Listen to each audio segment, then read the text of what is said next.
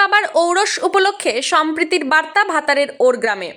রবিবার পীর বাবার মাজারে চাদর চড়িয়ে সকলের মঙ্গল কামনা করে সম্প্রীতির মিলন মেলার উদ্বোধন করেন সাহেবগঞ্জ ২ নম্বর গ্রাম পঞ্চায়েতের প্রধান প্রদ্যুৎ কুমার পাল সহ বিশিষ্টজনেরা। তবে এই পীর বাবার ঔরসের সঙ্গে জড়িয়ে রয়েছে নানান ইতিহাস।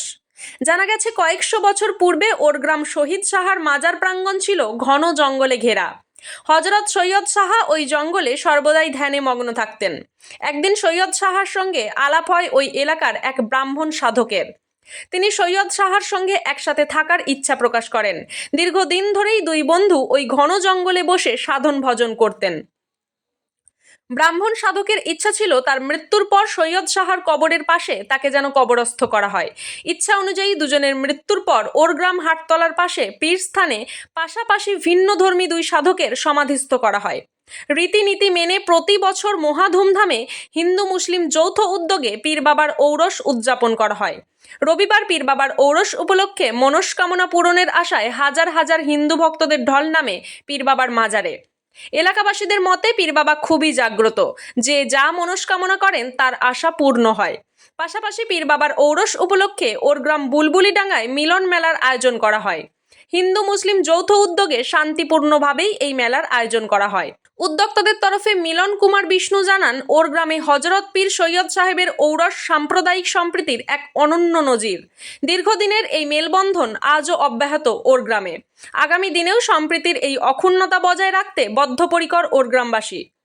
সাহেবগঞ্জ ২ নম্বর গ্রাম পঞ্চায়েতের প্রধান প্রদ্যুৎ কুমার পাল বলেন, একদিকে যেমন পীর বাবার ঔরসে হিন্দু সম্প্রদায়ের মানুষজন ঔরস পরিচালনা করেন, ঠিক তেমনি ওরগ্রাম সর্বজনীন দুর্গাপুজোয় মুসলিম সম্প্রদায়ের মানুষজন প্রত্যক্ষভাবে অংশগ্রহণ করেন।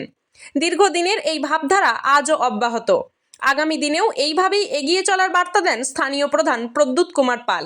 মেলাটা হয়তো ৪১ বছর হয়েছে, কিন্তু এই যে মাজার হযরত পীর শহীদ সাহেবের যে মাজার, এটা কিন্তু কতদিন ধরে আছে কিন্তু আমরা কেউ জানি না।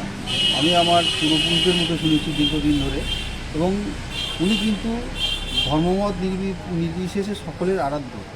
তাহলে এখানেই বুঝতে পারছেন যে এটা কতখানি মহিমাময়, কেননা এখানে কোনো রকম সাম্প্রদায়িকতার কোনো লেশমাত্র নেই।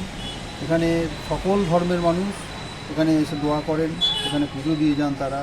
এবং বিশেষ করে আজকের এই দিনে, আজকে ওনার পবিত্র উরস উৎসব, এই উরস উৎসব এটা প্রতি বছর প্রতিপালিত হয় ২০শে পৌষ। এই ২০শে পৌষ তারিখে এই উপলক্ষে একটা মেলা এখানে হয়, ৭ দিনের মেলা, ২৬ তারিখে তার শেষ হবে। তা আজকে এই উৎসব উপলক্ষে সকালের দিকে প্রায় ৫ থেকে ৬ হাজার মানুষ এখানে এই মৎসবে অংশ নিয়েছেন।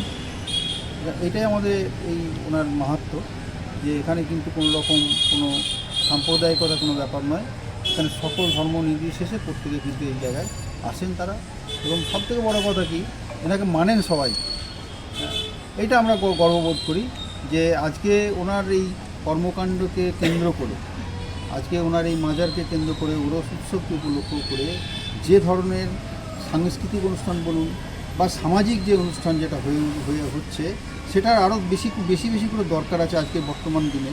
কেননা আজকে এইটা বিশেষ করে দরকার যে আমরা প্রত্যেকে আগে মানুষ, তারপর কেউ সম্প্রদায়, কেউ কিছু। তাহলে এই বোধটা আমাদের মধ্যে অনেক ক্ষেত্রে অনেকে আমরা হারিয়ে ফেলছি। তা যাতে করে সেই বোধ জাগ্রত হয়, তার জন্যে কিন্তু আজকে বিশেষ করে মানে ওনার ভাবনাকে আমাদের মনে রাখা দরকার। ওনার ভাবনাকে কীভাবে আরও এগিয়ে নিয়ে যাওয়া যায়, সেটা আমাদেরকে চিন্তা ভাবনা করতে হবে। এই পীর হযরত শহীদ সাহেবের যে মতাদর্শ, তার যে চিন্তাভাবনা, সেটা কী করে এগিয়ে নিয়ে যায়, আমাদেরকে সেই চিন্তাভাবনা অত্যন্ত মানেন। কেননা এখানে যারা আমাদের বিশেষ করে ব্যবসায়িক যারা আছেন, তারা সকালের দিকে ব্যবসা শুরু করার আগে এখানে মাজারে জল দেন, ধূপ দেন। এটা কিন্তু কোনো সম্প্রদায়গত ব্যাপার নয়, সকলেই কিন্তু।